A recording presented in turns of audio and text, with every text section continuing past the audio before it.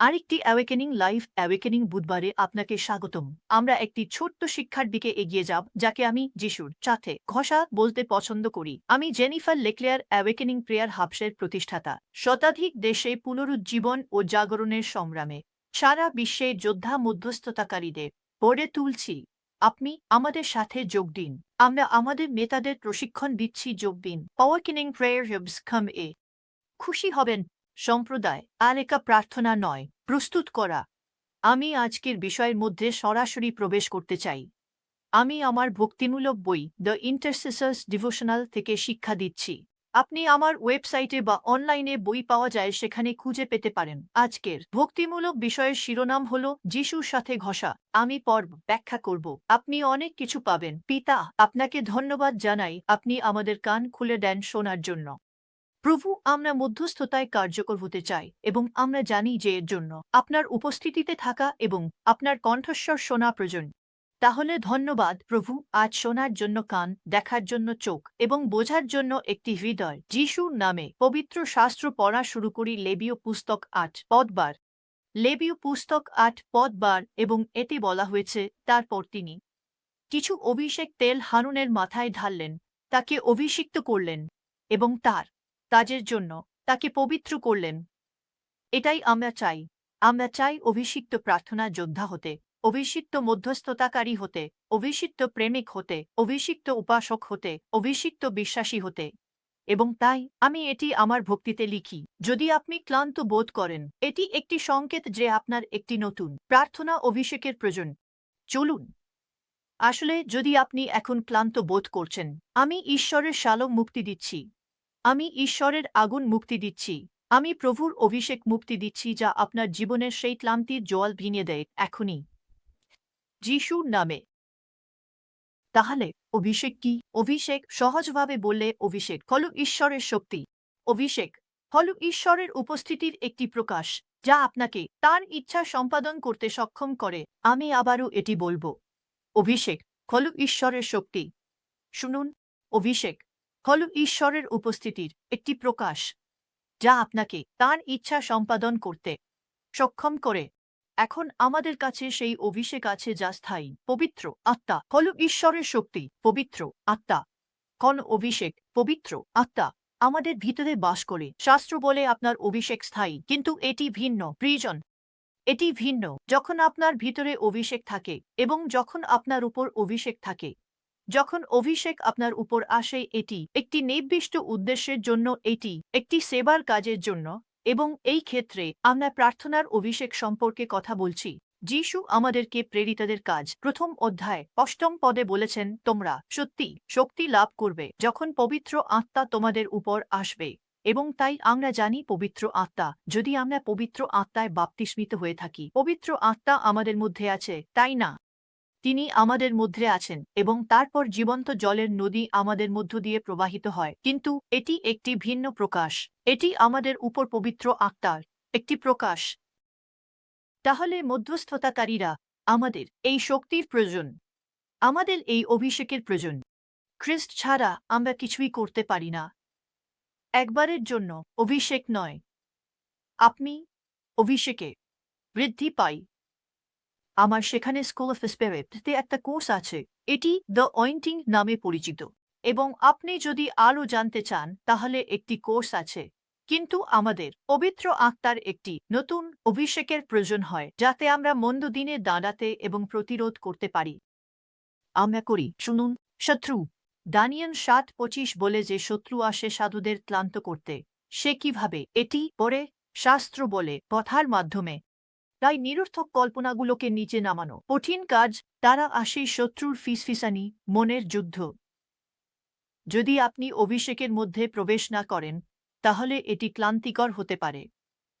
এখনো মানুষ কখনো কখনো আমরা ক্লান্ত হয়ে পড়তে পারি।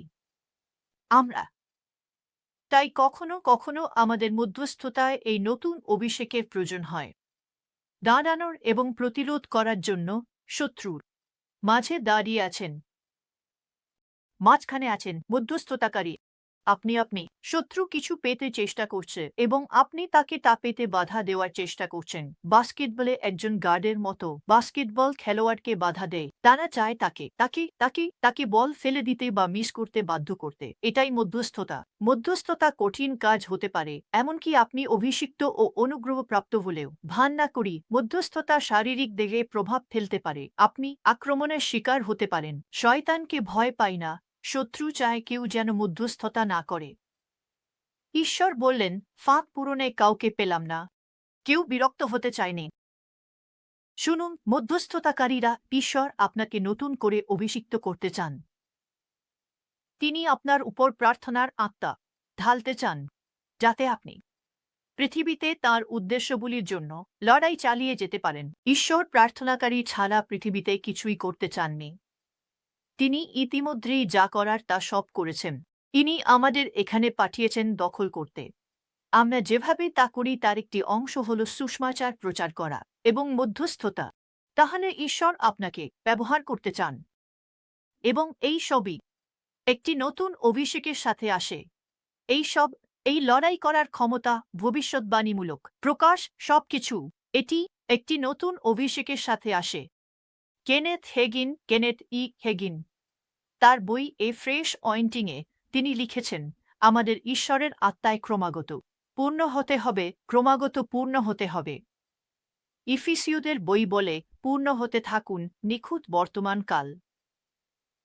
মদ দিয়ে মাতাল হবেন না, বরং আত্মায় পূর্ণ হন। এটি সর্বদা পূর্ণ হওয়া।